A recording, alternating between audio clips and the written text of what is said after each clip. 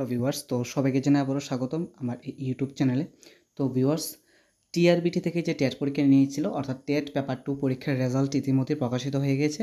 তো রেজাল্টটা তোমরা কীভাবে দেখতে পারবে আমি তোমাদেরকে বলে দিচ্ছি। এই পিডিএফটার মধ্যে টোটাল 540 অর্থাৎ 540টি পেজ আছে।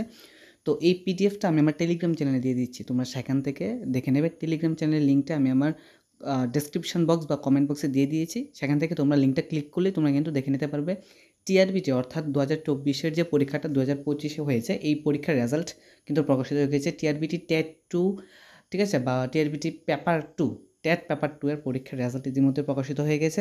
তোমরা এটা দেখে নেবে, ঠিক আছে। তোমাদের যে রোল নাম্বার, ঠিক আছে, সেই রোল নাম্বারটা এখানে লিখে সার্চ করবে। সার্চ করলে তোমরা তোমাদের যে রেজাল্টটা সেই রেজাল্টটা দেখে নিতে পারবে, ঠিক আছে।